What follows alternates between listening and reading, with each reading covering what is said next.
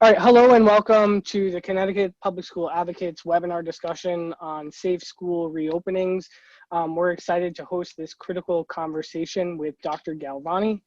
My name is Eric Maroney. I'm an English professor at Gateway Community College, and I will be your moderator for tonight.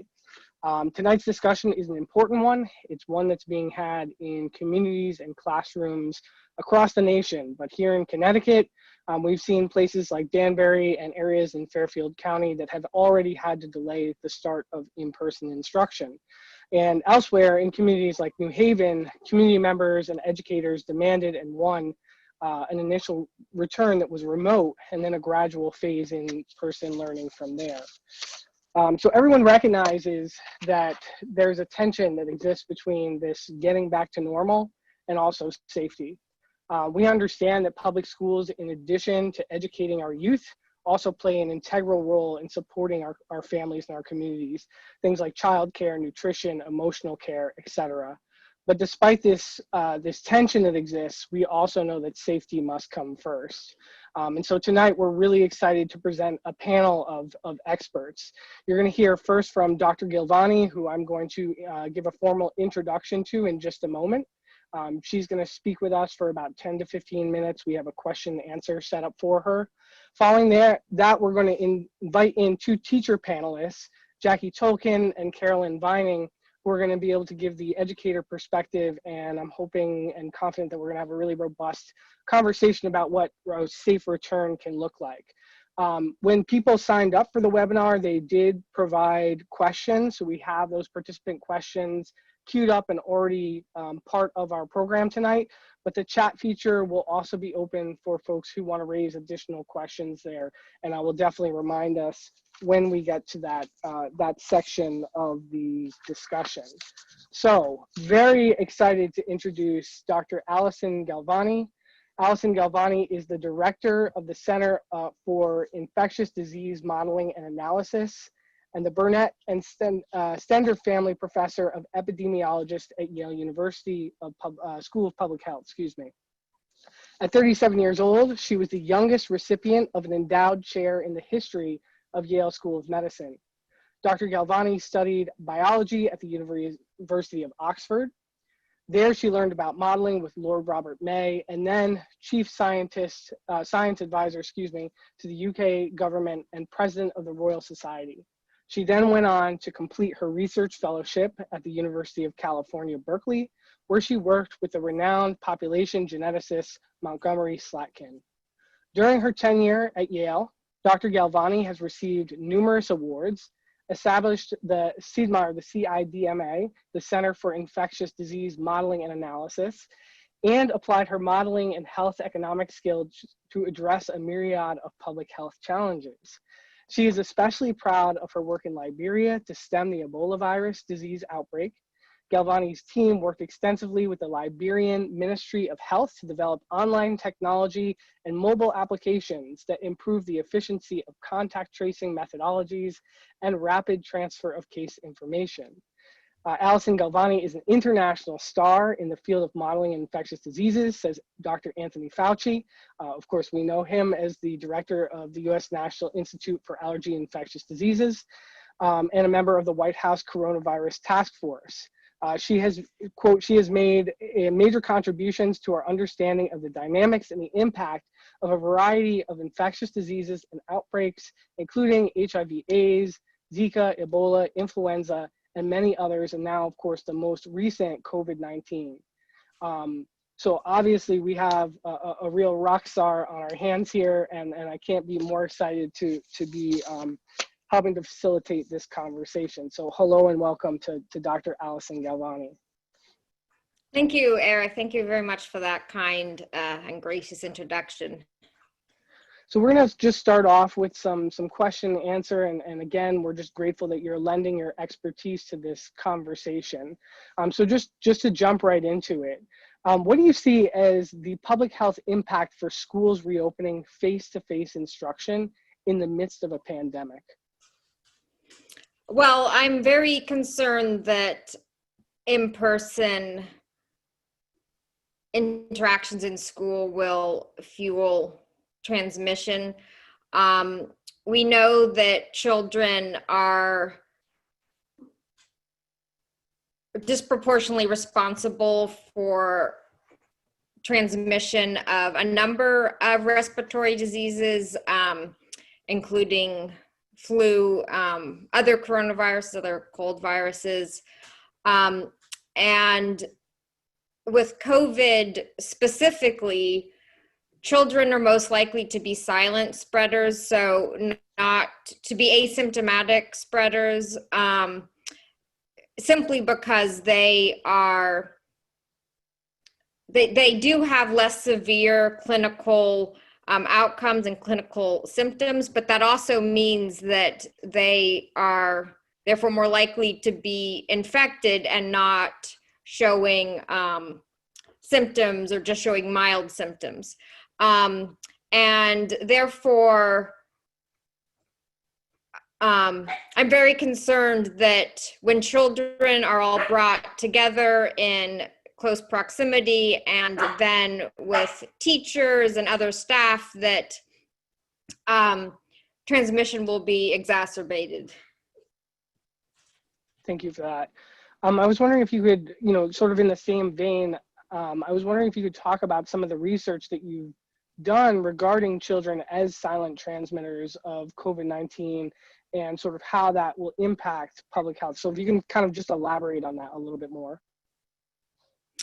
Sure. So one, oh, sorry, that's my dog. Let me just. Not to worry at all. Just, I think she just wants to be scooted under here. Okay. I'm sorry about that. So yeah, one fundamental and unusual aspect of COVID-19 that's pertinent to your question is that not only are people infectious before they're symptomatic, but the peak of the viral load and therefore infectiousness occurs during the pre-symptomatic phase.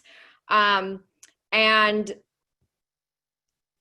this is relatively unusual. In most diseases, you don't become highly infectious until you've already progressed to develop symptoms and severe symptoms. In particular, people tend to be more infectious. But COVID-19 is unusual in that the peak of this infectiousness is occurring before there's any even mild symptoms. So like fever might be an initial symptom, a typical initial symptom of COVID-19.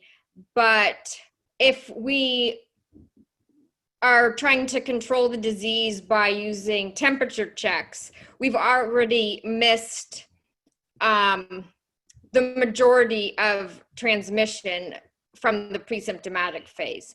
So the combination of this pre-symptomatic phase, which all people go through, whether you then progress, so kids and adults, whether you progress then to become symptomatic or not. And our studies have shown that the majority of transmission is attributable to a combination of the pre-symptomatic phase and then asymptomatic transmission. And children are more likely, as I kind of explained in the first answer, are more likely to be asymptomatic. So they're more likely to be silent spreaders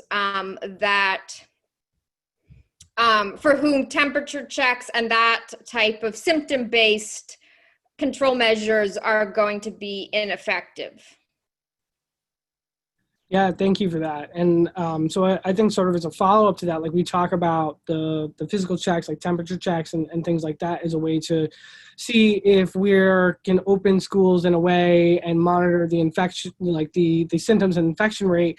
But I think like connected to that is, what are your thoughts on Connecticut and the current rate, right? So excuse me, let me back up a minute. So like truly like what we want is not to rely on things like temperature, but to rely on actual testing, right? I wonder if you could comment on Connecticut's current level of testing, whether or not you feel it has the appropriate testing and tracing necessary to safely open something like public schools. Well, I don't think anywhere in the U.S. has sufficient testing and contact tracing resources established. Admittedly, Connecticut and New England more broadly have relatively low compared to the rest of the U.S. Not so compared to the rest of the world, but compared to other states in the U.S., we have relatively low incidence. But at the same time, the incidence is still higher than when we first closed schools. And so it seems it's inconsistent to then say, well, we're going to open schools before we've even suppressed the incidence below the point where we closed schools in March. And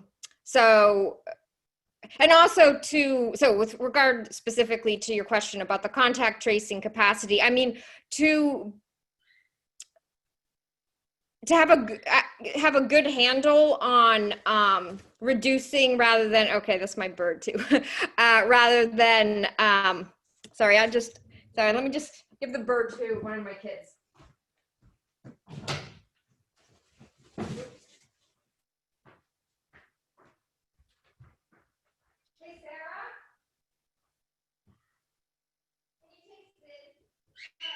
So if folks are just joining us now, we're just taking a little break to deal with pets and family and things like that.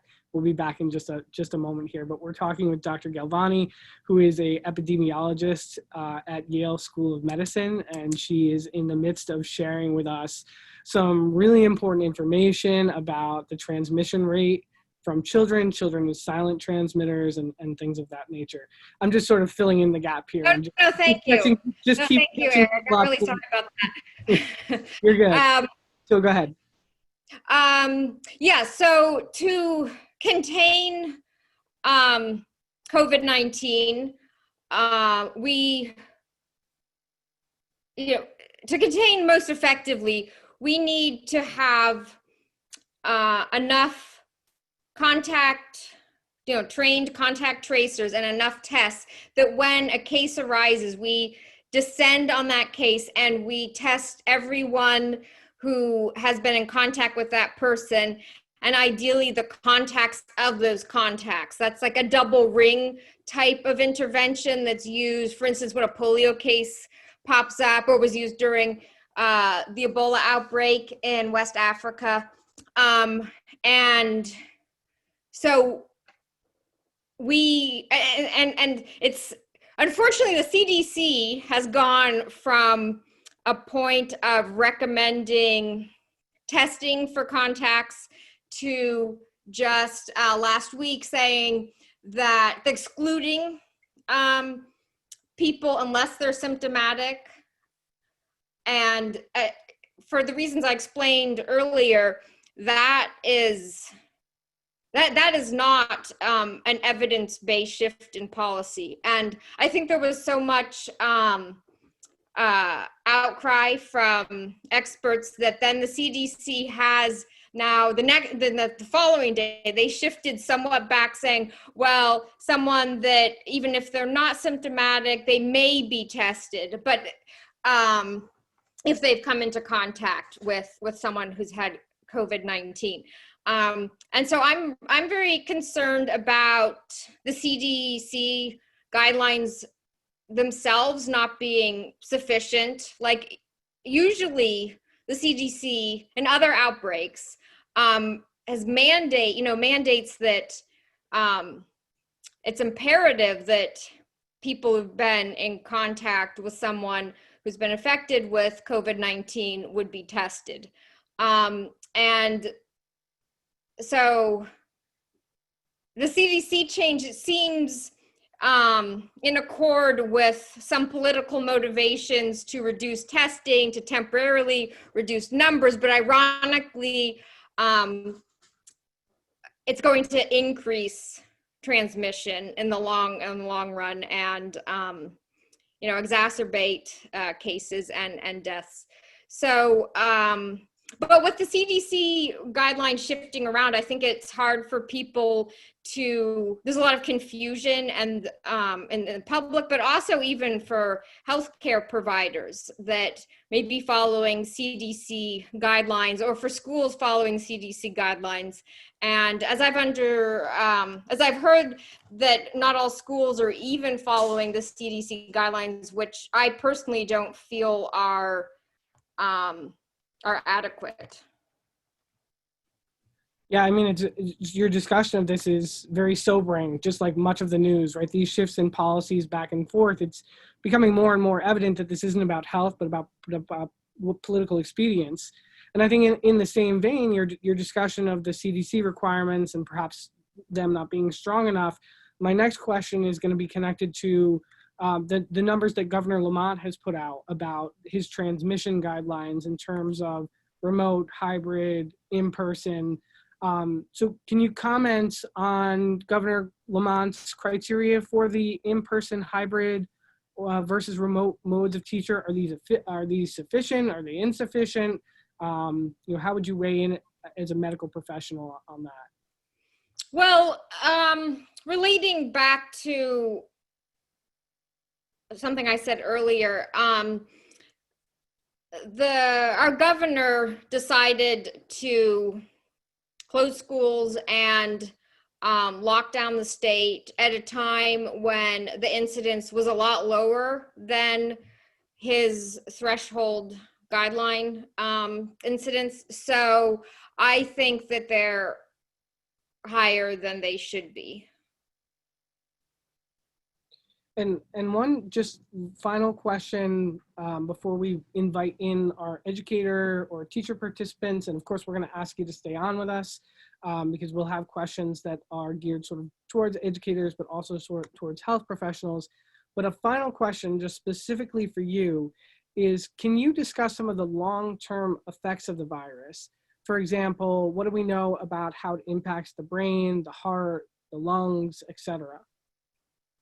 Well, thank you for that question. Well, and all these questions, because I really don't feel like there's been enough communication about that. Even people that recover can have long-term impact on their lungs and their heart and even their brain, as you mentioned. And of course, this virus has only been with us for a number of months, so we don't know if these effects will be lifelong, but thus far, a significant proportion of people, even who recover, have continued to have serious health issues, which, well, that itself is very serious. But then when you also think about how in our country we don't have universal medical health coverage, ever having had COVID-19 could become a pre-existing condition that increases the rates at which healthcare is offered, etc. So there are a number of repercussions on people and our society, even for those who recover. So still lots of unknowns, and going into a sort of full steam ahead and to bring back large gatherings of young people is not moving us in the direction that we need to be. So at this point, I want to pause and I want to invite in our two educator panelists. I'm going to just give two brief introductions, and then I have another series of questions that any of the three of you can jump into. So I'm going to start with Jackie Tolkien. Jackie Tolkien is a fourth grade teacher in Connecticut. She was formerly a first grade and kindergarten teacher. She has 8 years of experience working in Title I low-income, high-needs district with racially diverse population of students and families. She also has volunteered over 900 hours with I'mAlive.org, a nonprofit organization focusing on providing online crisis intervention. Jacqueline has a master's degree in special education from Fairfield University, and she lives in New Haven with her husband and 4-month-old son. I also want to introduce Carol Ann Vining. Carol Ann is an elementary art teacher in East Hampton, Connecticut. She carries a bachelor's and a master's in art education with sculpture and ceramics concentrations. She's been an educator for 12 years at the elementary level, and she is the mother of 4, ages 3 through 16. So I'm really excited also to hear from Jackie and Carol Ann, because not only are you educators, but you're mothers as well. And so you're also thinking about your own children entering the school system. Jackie, if your child is considering pre-K, and Carol Ann, of course, some of your children are school age. So I think you bring a unique perspective in that way. So I'm just going to add on another layer of questions. And as I said, just feel free to jump in, where you want to comment. So given the CDC guidelines, why are schools, in your opinion, specifically unsafe to open? So I can start.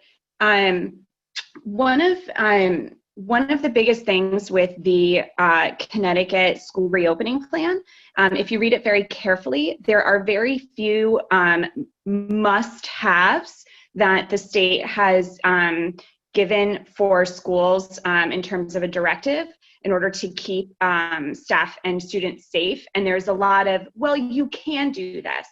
And one of the reasons for that is because the state knows that there are many districts that are underfunded and aren't able to do a lot of the, you can do this in order to keep people safe. And for that very reason, for the fact that the state has created a plan that does not keep all students across the entire state safe in an equitable manner, that alone tells us that schools are unsafe to open.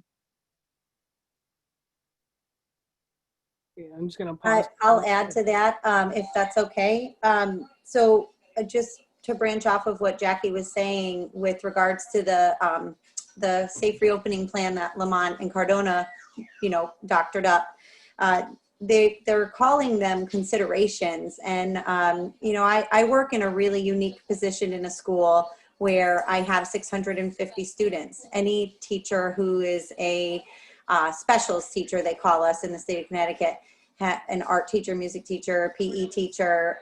We're unique in the sense of being higher risk to be exposed or to expose others.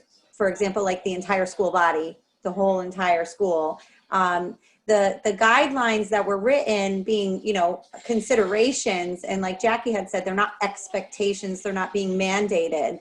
That's allowing for a lot of flexibility, and Cardona and Lamont really took their time to explain how that's a positive thing, that the districts are taking things into their own hands and they're making decisions. Each and individual district is making decisions. But there's so many variations of what people are doing, what superintendents are doing, what administrators are recommending. There's not enough specialized individuals involved in this decision making. People like you, Dr. Galvani, who work with infectious disease and are experts. It really is it's very apparent. I've been back to school since last Tuesday without my students. It's just teachers right now. They're increasing our professional learning right now. But to answer the question is like, what's not safe? I'm already seeing what's not safe and the kids aren't even in the building. My school district has done an exemplary job. They have the funding. They have everything that you could possibly think of that was listed in the reopening plan. And it's not enough. You have staff who aren't wearing their masks. We're really trying really hard to social distance from each other. And there's 43 staff members in the building. And we're doing everything virtually. And then we're going to open the building and have 650 students throughout the course of a week in that building. There's school, this is not true to my district where I teach, but a huge safety concern that came up for my children, and they go to school in Connecticut and Lebanon. Lebanon's a tiny district, it's a small school. My 14-year-old son's graduating class is 80 children.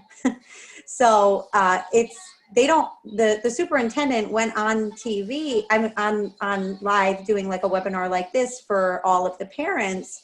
Parents were asking really legitimate questions, but I think it comes down to the fact again that they're not prepared. They're working with what they have, the superintendents, the districts. They don't have enough. And it was really, it was refreshing to hear you, Dr. Galvani, saying like, it's not ready yet. You know, we really shouldn't be opening under these conditions, even though the numbers are low, because the transmission is bound to happen. And with my district where my children go in Lebanon, they admitted during this webinar that they don't have appropriate and adequate ventilation. And under recommendations by the reopening plan, they really kind of glazed over that. I just can't help but keep thinking about hospitals, doctors' offices, where sick people are going. We won't know that a lot of people in our districts are sick, especially if they're young children and they're showing to be asymptomatic. They're coming into the building with inadequate ventilation. And it's just a numbers game at this point, in my opinion. I'm up against the wall. Personally, I'm very concerned about being in a building and going into classrooms and potentially spreading coronavirus around the entire building in a matter of a couple of weeks. So there's a lot of things that are red flags that are coming up as a parent and as an educator. And I see some districts have nothing to work with. They have nothing to work with. So, you know, you're dealing with infrastructure issues, you're dealing with funding issues, and then you're just dealing with the nature of children. Like, how can 650 kids adequately maneuver through a building over the course of 6 hours and keep a mask on their face? You know, and the last thing that I'm going to add, I don't know if this is true in all districts, but Jackie, if you have anything you could chime in about this, that a lot of districts are doing something called mask breaks. And that was something that wasn't a part of any kind of plan. It just seems to be kind of a fad that's going around right now, and that children are going to be allowed and scheduled into their day to take their masks off in a classroom. They're encouraging outdoor mask breaks, but you know, whether it's going to get cold, how are they going to do that realistically, and have mask breaks like that?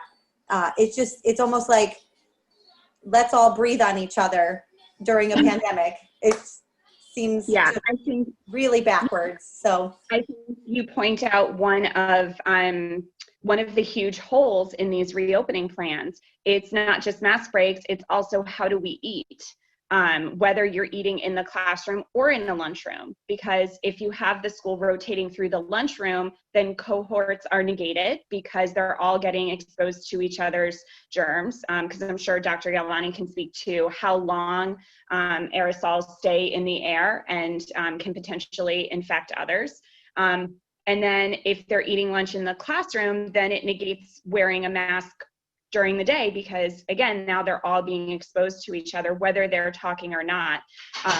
It's the same with mask breaks. Once the weather gets colder, I know some districts are doing mask breaks in a gymnasium that leaves the doors open to the hallways. So I think there are too many holes in these plans that don't really answer any questions. Just to add a specific example to the points that were just made by Jackie and Caroline. So the CDC guidelines suggest that, and I'm sure everyone's heard about the 6 feet.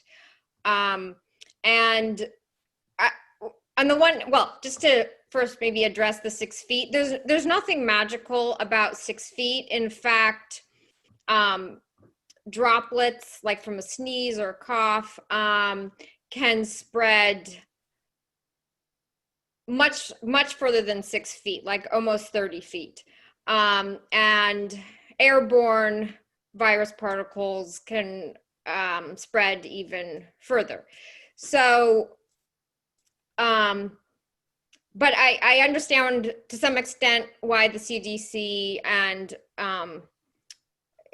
they want to give people a guideline that is easy to follow, because in reality, the probability that you will be exposed to the virus, it does decrease as you get further and further away from the source of the virus. But there's nothing magical about that. If you're 6 feet and 1 inch away from someone who's infected, you're completely protected. But, you know, if you're within the 6 feet, then you're not. So on the one hand, I don't even think that arguably 6 feet is a safe distance. And what concerns me even more is that I know from my own children's school at Woodbridge, they're not even following the 6 feet. Because they don't have enough space to separate the desks, they're only going to implement the 3 feet. So I think the governor's guidelines just say to maximize space. So on the one hand, CDC recommendations may not be sufficient, but we're not even following those insufficient guidelines. And also similarly with the masks, I just want to echo the points being made by the 2 teachers that adults can't even keep a mask on their face throughout a day. The idea that children would do that, it just seems implausible. And you need to take off the mask to eat, and that I think is one of the higher risk situations that children and teachers will be in. So I think too, just listening to you all talk about the CDC regulations around 6 feet versus 3 feet, I think that also illustrates some of the inequity that Jackie and Carol Ann were talking about in their own particular experiences. And I was wondering, Dr. Galvani, if you could speak a little more just about how dangerous these inconsistencies are, right? If the state is making suggestions as to what is necessary in order to safely open schools, these discrepancies, how are they going to potentially lead to, increased infection rates? Well, the discrepancies are very concerning. The language the CDC is using is unlike anything the CDC has ever used in an outbreak before. And there's been this pattern, unfortunately, where they'll come out with, for instance, meat packing plants of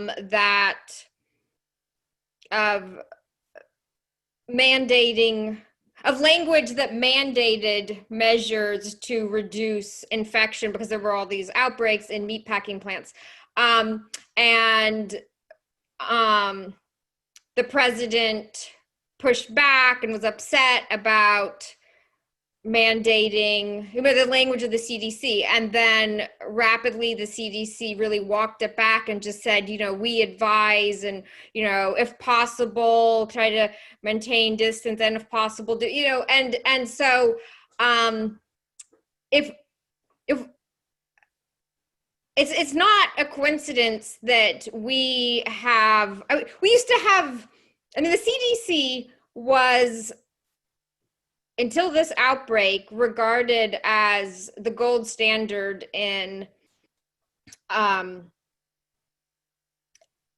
advice about how to control outbreaks, and other countries would follow the CDC policies and apply them within their own countries. It's extremely disheartening to see and shameful to see the CDC cave to political pressure, and it's unprecedented. And I'm sure the scientists within the CDC, all the career scientists, are are as dismayed as I am. But I'm the leadership of the CDC is not is being reckless with the public health that they are supposed to be protecting. I appreciate you making those comments, because I know that sometimes it can be difficult to be that clear and forceful about what is actually the reality of the situation. So I'm really grateful for you being so candid with us. I want to shift a little bit to talk about education and like what some of the educational concerns are for returning versus not returning. We've heard, part of the national discussion as well as the discussion here in the state have been around students with individualized educational programs, or IEPs. There's this suggestion that students with IEPs can only benefit from an in-person learning environment. I was wondering if first the educators can talk about how it is that the distance learning can be successful in reaching special education students. I mean, I think that people make a very valid point in saying that there are certain types of students that aren't going to learn on a computer with headphones talking to a teacher via a Google Meet or Zoom. Absolutely. There are those students that need one-on-one attention throughout the day in order to learn what they need to learn, right? And we're not talking about algebra or writing an essay, right? We're talking about these students that need life skills or occupational therapy or physical therapy.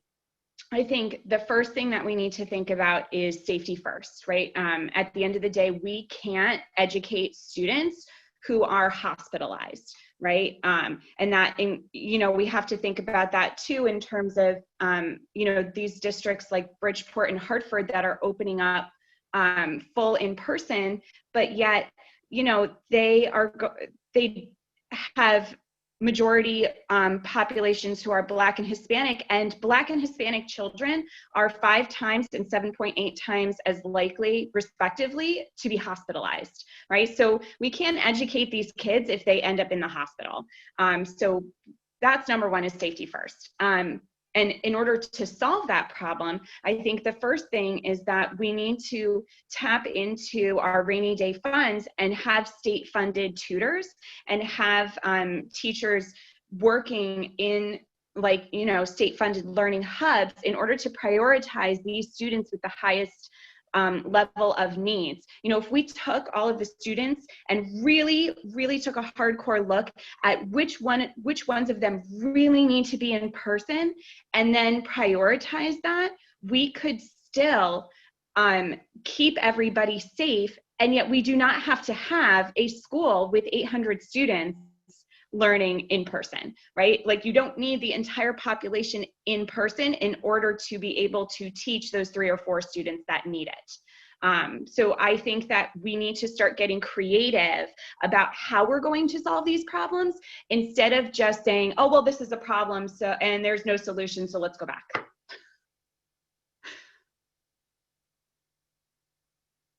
So I'm hearing that remote learning is a possibility in reaching the majority of students and thinking creatively about those students who may benefit from in-person. And I think that most educators would agree that remote learning is not going to replace in-person learning, that there's something magical that happens in a classroom and something about that connectivity that happens between an educator and his or her students. But I'm going to just kind of take the floor for a moment here. As a community college professor, I was required to take 6 weeks of training to learn how to teach online. So that sort of dovetails into my next question. I'm feeling pretty good about going into the semester, but for other folks, what needs to be provided? What additional support structures need to be provided either to students and their families or to educators themselves so that we can create a robust and meaningful remote educational experience amidst the pandemic? I don't want to speak for Carol Ann, but I think that all teachers have different levels of tech savviness. I personally like to consider myself pretty tech savvy. And I know lots of teachers like to engage in their own personal professional development over the summer. So learning how to teach hybrid or remotely was something that I personally prioritized and found the time to do. But that's not true of every teacher. You know, I took the time to find free resources and read texts on hybrid learning, and that was hours and hours of work. And I think that our districts need to realize that teachers are overwhelmed to try to balance teaching on a computer versus teaching in person. It's a very, very different. I think that, you know, there are some districts that are pushing back the start of school in hopes that they can be ready for in person. But I think we should be pushing back the start of school in order to be ready to give robust remote learning to our students. There are so many amazing programs out there, educational programs, and websites and tools and apps and add-ons that can make learning engaging and fun via remote. But teachers need time to be able to play with them and create lessons and troubleshoot them, because you don't want to be using them for the very first time with a group of 25 fourth graders staring at you, because you know you're going to lose them in the first 2 minutes if it ain't working. And I'm just going to speak to how you started in terms of whether remote learning is the same as in person. I almost started choking up thinking about it, because, you know, as a teacher, those connections that you make with your kids, that's what we live for. No teacher is going to tell you that we want to be remote all the time, right? Like that's not what we want. I want to be in person with my kids. I want to be able to give them high fives and hugs, and, you know, as a first grade teacher, tie their shoes and give them a Band-Aid and let them know it's going to be okay. But I want my kids to be safe first. Right. And I want the staff at my school to have the proper training to be able to give them the education they deserve. And I'll jump in from there. I think a lot of teachers in the state are extremely frustrated with the way everything went over the summer, right? March happened, COVID happened, it slammed us. And I think most parents in the communities that we teach in understood that we weren't prepared for that as educators. A lot of us weren't. And they had an opportunity, the districts, the state, the country had an opportunity to prepare teachers for remote learning, to give us tools. They had months to do that. And you, Eric, had 6 weeks to get ready for college. And I teach preschool to 3rd grade. And some of my kids can't read. Most of them can't until they get to be like, you know, 7, 8 years old, 2nd, 3rd grade. And I teach art. And I'm like, okay, I had to teach myself how to make a YouTube channel. And I made videos. And that works for me. I got a lot of good feedback from parents. And I was really happy to find my own way in March. I know, Jackie, you're right. I know there's a lot more resources out there. I mean, this is a digital world. Every kid from the age 2 and up has a tablet or whatever. They're like, they know how to open a phone and do things that we don't even know how to do. And that's my 3-year-old. Hold on one.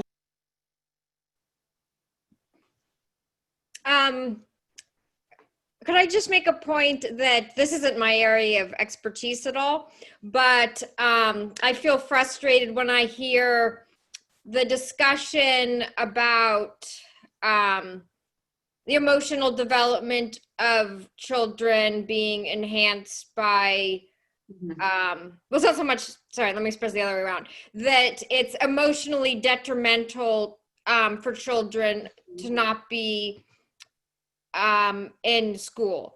And that's true, but the comparison during an outbreak is the trauma of of death or severe illness, hospitalization, the trauma of their grandparents getting sick, their teachers getting sick, you know, family members, neighbors, friends, members of the community. That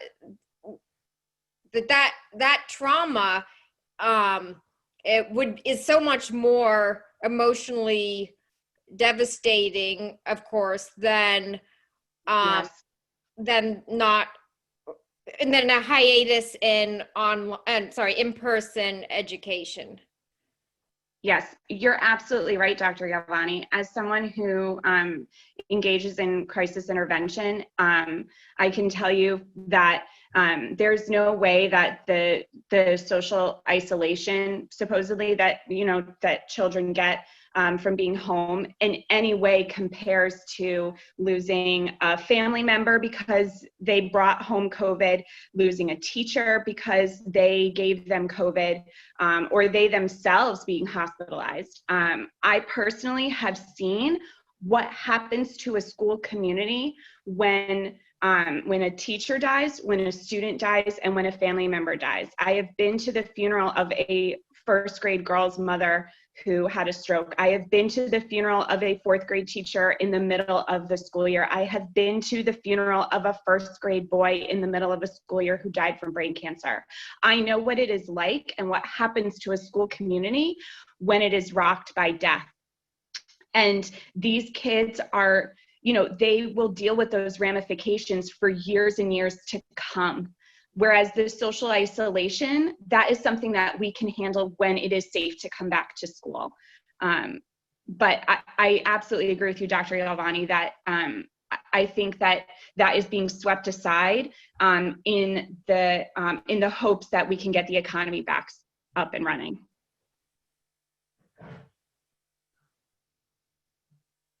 These statements are being cheerleaded in the chat. So I think our participants are really agreeing with some of the notes that you're hitting here about the social emotional learning and the importance of keeping children and young people safe, as well as families and teachers as well. I'm going to do just a few more of these prepared questions, and then I know that we're supposed to go till 8 o'clock. I'm seeing a handful of questions in the chat that I definitely want to get to. So hang in there. I am going to get to you, and we'll probably go just a little bit after 8 if that's okay with our panelists. Of course, if it's not, you know, just feel free to sign off when you need to.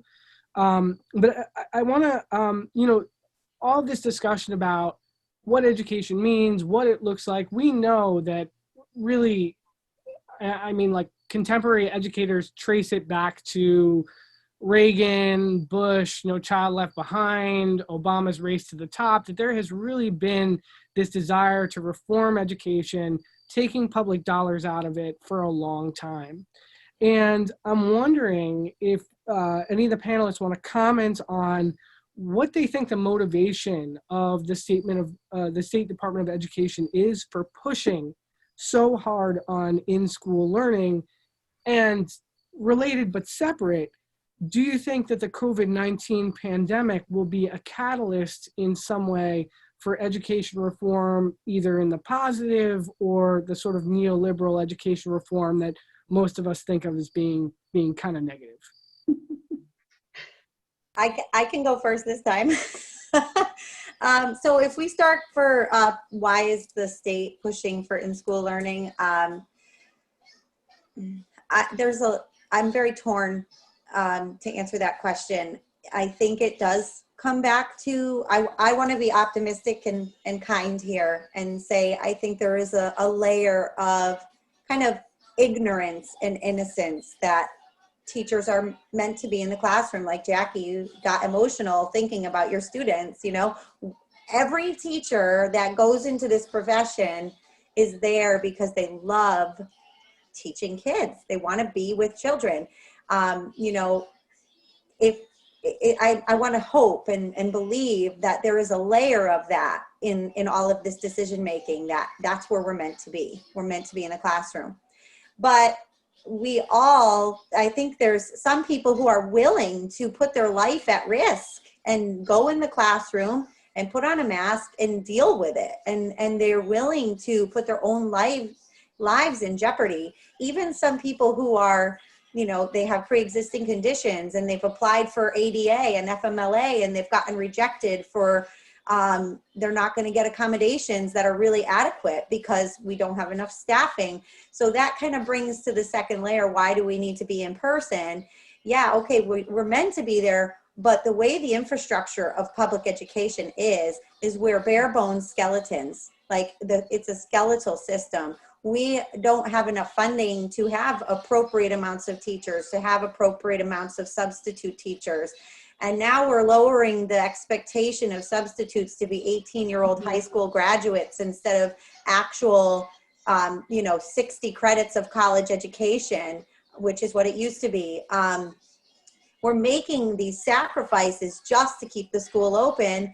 And Dr. Galvani, you said something along the lines of like, kind of along that same thread. What is the reason? I don't know. I think it's easier. I think it's easier for parents, and I get that. I'm a mom. It was really difficult to be home doing distance learning with my 4 kids. It was very hard, but I don't want my kids to die. So they're doing distance learning. And then I don't want my students to die. I don't want to die. I don't want my colleagues to die. I don't want anybody to have long-term effects from this disease. My cousin does. She's 36 years old. I know someone personally who will forever have problems with her lungs. She luckily didn't die, but I don't think people are aware of how serious it can be. And is it worth it to put a bunch of people in a building for the sake of being in person and teaching in person because we love it? And I think teachers too, we are our own worst enemies in a sense that we are willing, some of us are willing to take it, and we've taken a lot of abuse over my 12, almost 13 years of teaching.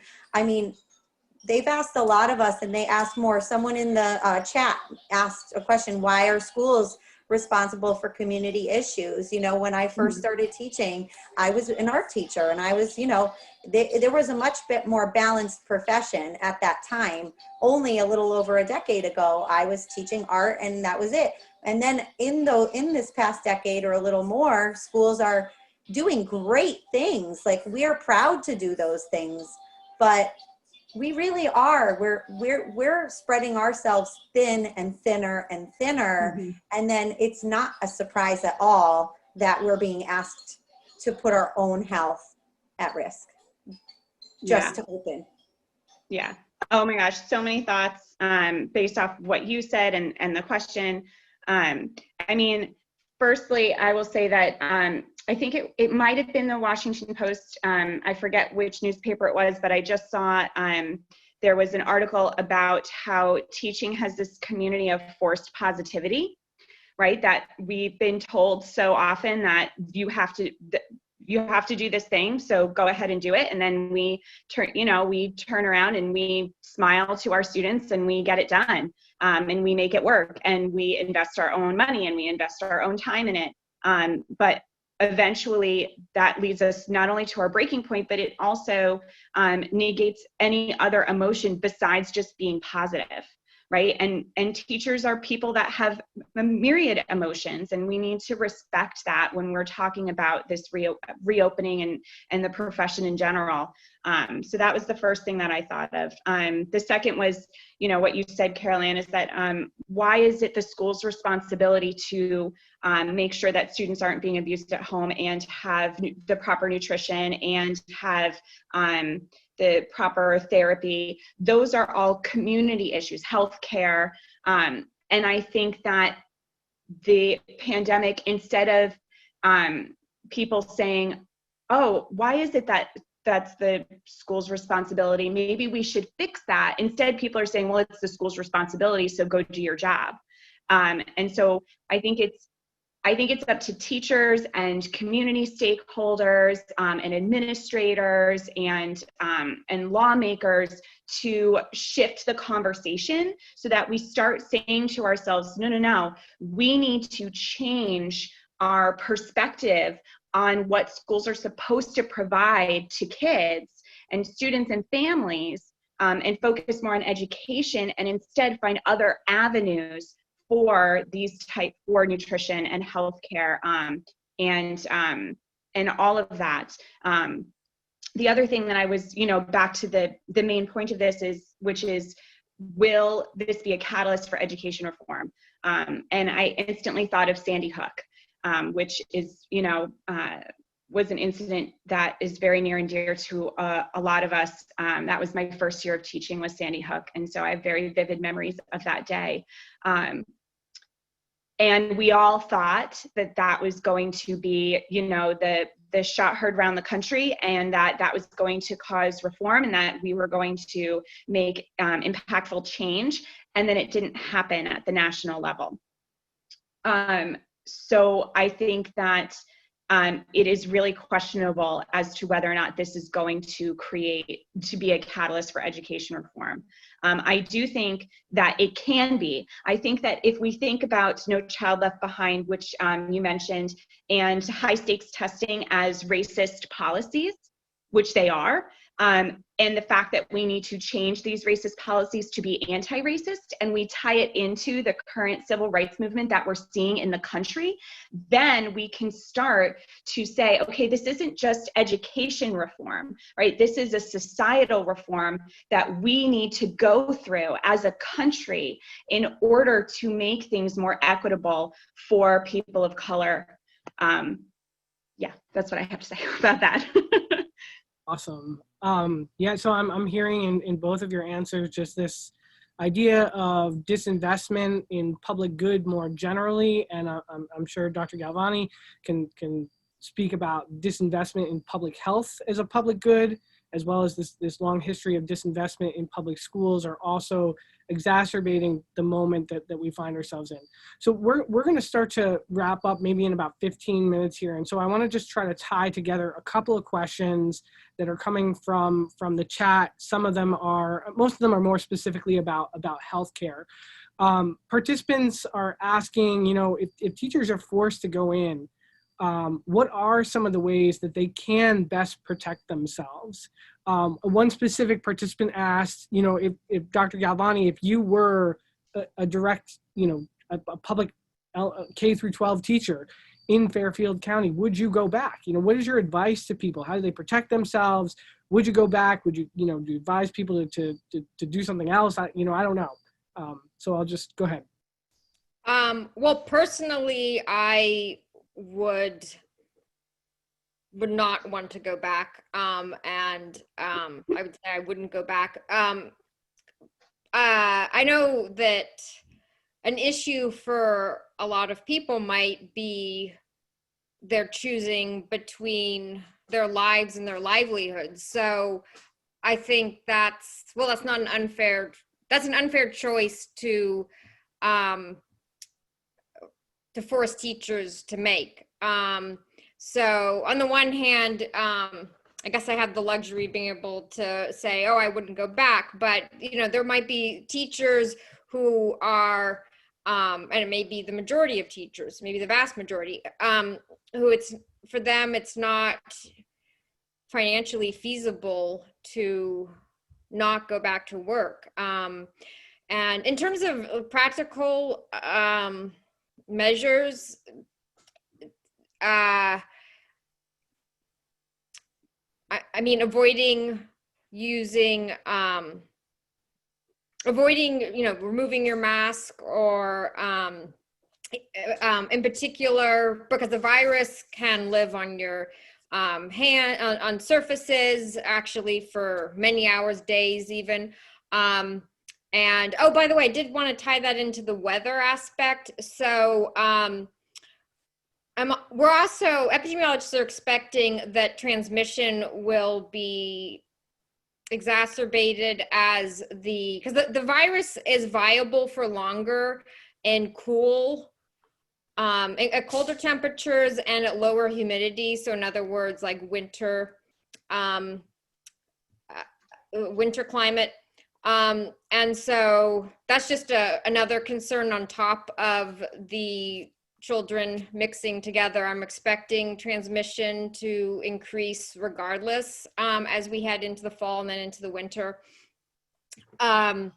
So, but anyway, so that, yeah, hand washing, not to touch food, you know, if just try to avoid having any food where you have to touch it, you know, try to just be eating food where you can use utensils, and masks are not as hard to find as they were a number of months ago. It's important to not reuse a mask. If you're in a situation where you have to reuse, so I'd bring extras to school, or, you know, have a box at school. And if you're ever in a situation where we're in limited supply again, so especially not to use the same mask day after day, but if you, for instance, had 3 masks, you could wear one. So the virus doesn't survive on surfaces like masks for more than 3 days. So you can alternate between the masks, and that way have relative. It's not ideal, so I'm not recommending that, but just if people are in a bind with mask supplies. And I just want to make a point that is about the intersection of public health and substitute teachers were mentioned, and just the morality of, to me, of substitute teachers are being hired now to to replace teachers that are not going to be attending, and also to try to spread out the classroom so that we can space out kids more.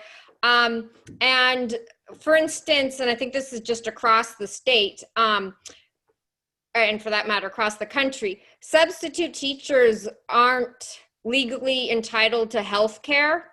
And I find that to be, and this was brought up in Beecher Woodbridge School District, actually by my husband, who's on the board. And the response from the accountant was, so we're asking these teachers to come into a high-risk situation. They don't have health care to cover medical costs. That's that's, I think, a morally dubious situation for society and for the individuals to be in. And then on top of that, if the teachers don't have health care, then if we have any cost barrier to people being diagnosed, that poses a risk to everyone else in the school. So I'm just very concerned about teachers being hired without benefits like health care in the midst of a COVID-19 or any infectious disease outbreak, or for that matter, even just at all. I mean, I think everyone deserves health care. Sorry, I've probably gone on too long about that particular, and we're over time. So yeah, I'll leave it at that. Also sounds a little bit like union busting to me. So just a few more questions here. And again, thank you to the panelists for being so gracious with your time, and to the participants that are hanging in there with us. Another question that came up in the chat was, if the CDC guidelines are not stringent enough, where can people look? What's a trusted source that people, like trusted organizations or particular epidemiologists or medical professionals, that we can look to for guidance? This is a tough question, because the CDC used to be, as I mentioned, other countries, maybe in other situations, in analogous outbreak situations, other countries would say, oh, the CDC, you can check the CDC. I think, so some countries that have had particularly effective responses and have been very honest with the public: New Zealand, Germany, for that matter, Italy, like most of the European countries, Australia. But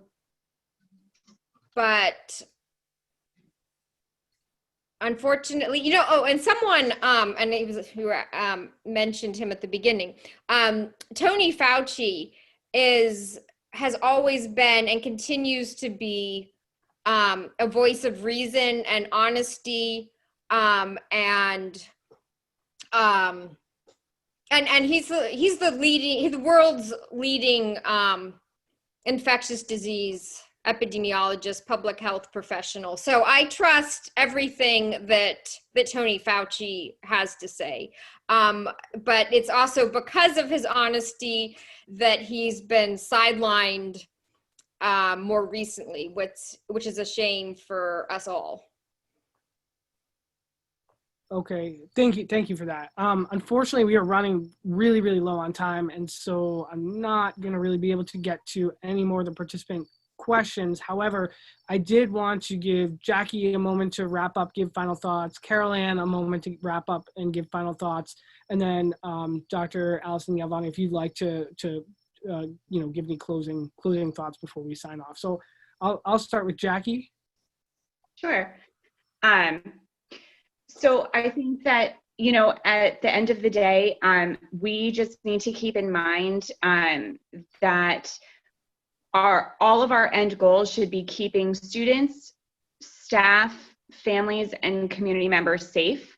So that's the first thing. And the second thing is that we all need to be thinking about how we can help improve our school policies and our own implicit biases and ideas to help support Black and Brown and Hispanic communities instead of propping up the racist policies that are still in effect today. And I would hope that this pandemic has brought them to light and has lit a fire under all of our asses to get out there and to be allies and support these communities, because at the end of the day, there's only one race, right? It's the human race, and we need to work together to support each other. And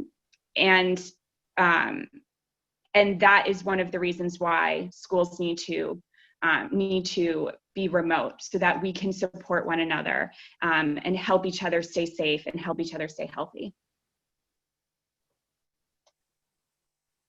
I guess to wrap up, I do have one question, if I can ask it, just because I feel like it's important and we really didn't touch upon it at all. Let's think the short, long term here. If we're going remote and we're remote for a year or God forbid 2 years, like someone had mentioned in the chat. With Connecticut being at a lower risk than some of the southern states, still not safe enough to go to schools into in-person learning. Let's say when there's a vaccine, what's that going to look like for teaching? Is it really going to affect reopening in person quickly, or is it going to be something that happens slowly? I talk to a lot of parents who are waiting for the vaccine, and they're waiting, and that's that magic, the magic bullet that's like, hey, that's what we need. We're going to do that. And once I get a vaccine, my kids can go to school if it's safe. And I personally don't know enough about it to really answer them. So I was wondering, Dr. Galvani, if you had any thoughts on that before we wrapped up. So I think also a vaccine could be a game changer, and the complication is going to come if it's, and this could well be that if the vaccine has only partial efficacy, so maybe it reduces your chance of infection by 70% or so. That may be enough to achieve these thresholds of, I don't know if you're familiar with this term, but like herd immunity to suppress transmission, and then the disease will gradually die out. But that's not going to be instantaneous. I mean, if there's a vaccine and it's 100% efficacious, then virtually, yeah, if everyone gets the vaccine rapidly, then it should be entirely safe to open schools and drop all of our control measures. But if it's a partial efficacy vaccine, it could still be a game changer in terms of reducing transmission enough that the disease gradually dies out. But it's not necessarily, that's not going to happen necessarily overnight at a population level. So those are just some thoughts about the vaccine. And just overall, I just wanted to, maybe this is my sort of final thought, is that I think this panel has been really helpful in underscoring these false choices that you often hear in the media or from politicians, or just, from members of the community. False choices between public health, education, and the economy. That, we have to choose between public health and the economy, or we have to choose between public health and education. Without a healthy population, we are not going to have a prosperous economy and children able to learn to their fullest potential. So I think that it's paramount to address public health first. Thank you, and thank you to all of our panelists and participants. I want to say thank you to the co-sponsors of the event. So we have the Connecticut Public School Advocates, the Connecticut BATS, the Connecticut Crisis Workers Crisis, I think I got that wrong. Quicker is the acronym. I apologize, guys. There's a lot more to say about this, and I would encourage people to jump on the Connecticut Public School Advocates Facebook page to continue the discussion there. And if you want to get involved, you can reach out. But definitely, again, just thank you to Dr. Alison Galvani. Thank you to Jackie Tolkien. Thank you to Carolyn Vining. And we'll leave it there for tonight. Thank you so much, Eric, for moderating. Thank you. It was really nice talking with all of you. Thank you, Eric, and to other panelists. Yep. Bye. Bye.